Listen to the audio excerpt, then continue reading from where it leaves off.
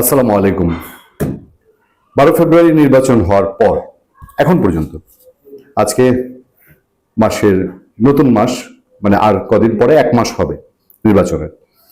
এই সময় পর্যন্ত আপনি যদি এনসিপির কর্মকাণ্ড পর্যালোচনা করেন এবং এনসিপির ব্যক্তি ধরে ধরে তাদের টপ মাথা যেগুলো আছে, নাহিদ ইসলাম, তারপর নাসিরুদ্দিন পাটোয়ারি, আক্তার আক্তার হোসেন, তারপর আপনার সার্জিস আলম, হাসনাত আবদুল্লাহ, তারপর হান্নান মাসুদ, এদের এবং মেইনলি নাসিরুদ্দিন পাটোয়ারি, নাহিদ ইসলাম এবং আরেকটা চিজ আছে, আরেকটা পার্সন আছে, এটা হলো আপনার আসিফ মোহাম্মদ সজীব ভুঁইয়া। এদের কর্মকাণ্ড পর্যালোচনা করে দেখবেন এদের অ্যাটিটিউড, কথাবার্তা এবং ধ্যান ধারণা থেকে মবের যে আগ্রহটা, মবের ইচ্ছা, এটা যায় নাই। এই লোকগুলো যেগুলোর নাম বললাম খানিক সময়ের জন্য বা খানিকের জন্য অফিসিয়ালি সরকারের ছিল না, কিন্তু আনঅফিসিয়ালি এরা প্রত্যেকটাই সরকারের ছিল এবং সরকারের চরমতম সুবিধাভোগী এবং সরকার ডমিনেট করার ক্ষেত্রে, সরকারকে পরিচালনা করার ক্ষেত্রে এদের একেবারে লাগামহীন ভূমিকা ছিল।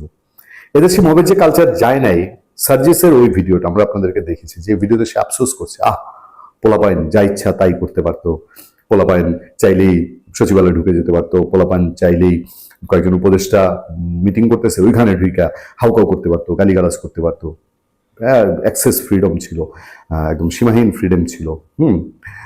তো এইটা আলটিমেটলি এদের রক্ত থেকে যায়নি। এদের প্রতিটা রক্তের মধ্যেই এখন পর্যন্ত সেই মবের যে আগ্রহ, ইউনুস আমলে যে মব করেছে, ইউনুস আমলে যেভাবে যা ইচ্ছা করেছে, যাকে মন চায় তাকে ফেসিস্ট সাজিয়ে জেলে ভরে দিতে পেরেছে, মানে ফেসিস্ট সাজিয়ে ধরলো মানে পুলিশ ডাকলো, তারপরে জেলখানা, এই আদতটা তাদের একজনই যায়নি। একটা চুম্বক অংশ বলি নাহিদ ইসলামের আজকের বক্তব্যে বলছে, অবিলম্বে বর্তমান সংসদকে সংস্কার পরিষদ হিসেবে ঘোষণা করতে হবে। মানে এই স্বপ্ন এদের পূরণ হবে না, আমি জানি বিএনপির হাত দিয়ে এই স্বপ্ন পূরণ হবে না, কিন্তু তারপরেও এখন সংসদের ভেতরে গিয়েও সংসদে মপ করতে চায় যে সংস্কার পরিষদ হিসেবে ঘোষণা করতে হবে এবং ফেসিস্ট রাষ্ট্রপতির অভিশংসন নিশ্চিত করে তাকে গ্রেফতারের আওতায় আনতে হবে। শুধু এই লাইনটার কারণে নাহিদ ইসলামকে গ্রেফতার করা যায়। এই বাংলাদেশে বসে থেকে স্বাধীন বাংলাদেশে, সার্বভৌম বাংলাদেশে, সংবিধানের অধীনে থাকা বাংলাদেশে বাংলাদেশের রাষ্ট্রপতিকে ফেসিস্ট বলবে এবং তাকে অভিশংসন করে জেলে ভরতে বলবে, এইটা বাংলাদেশ অ্যালাউ করে না। শুধু এই অপরাধেই তাকে জেলে ভরা যায়। সে আর কি কি বলছে এবং অধ্যত্বের সাথে সে বর্ণনা করছে কি, দেশে ফেসিস্টের চিহ্ন রাখবো না। জাতীয় নাগরিক পার্টি এনসিপির আহ্বায়ক ও জাতীয় সংসদে বিরোধী দলের চিফ হুইপ নাহিদ ইসলাম বলেছেন, এনসিপি সংসদে শক্তিশালী বিরোধী দলের ভূমিকা পালনের পাশাপাশি রাজপথে সক্রিয় থাকবে। সবেদন নীলমণি 6 জন তাদের সংসদ সদস্য, 300 জনের পার্লামেন্ট, ভুলে গেছে বোধহয়, এটা 30 জনের পার্লামেন্ট না। এখানে সে শক্তিশালী ভূমিকা রাখবে জামাতের লিঙ্গুর ধরে। আমরা বাংলাদেশে ফেসিস্টের কোনো চিহ্ন রাখবো না। তো আগে তার নিজের সুইসাইড করা উচিত। সবচেয়ে বড় ফেসিস্ট তো সে নিজে হয়ে উঠেছে, তারা নিজেরা সবচেয়ে বড় ফেসিস্ট হয়ে উঠেছে। শেখ হাসিনা কিসের ফেসিস্ট? শেখ হাসিনা ফেসিস্টই না এখন। শেখ হাসিনাকে ডিঙিয়ে 1000 গুণ অতিক্রম করে ফেলেছে, তো তারা নিজেকে নিজে শেষ করুক না আগে, তারপরে বলবো যে হ্যাঁ ফেসিস্ট তোমরা শেষ করতে পারো। রবিবার রাজধানীতে একটা প্রোগ্রামে সে এইসব হুঙ্কার দিচ্ছে, অবিলম্বে বর্তমান সংসদকে সংস্কার পরিষদ হিসাবে ঘোষণা করতে হবে এবং ফেসিস্ট রাষ্ট্রপতির অভিশংসন নিশ্চিত করে তাকে গ্রেফতারের আওতায় আনতে হবে।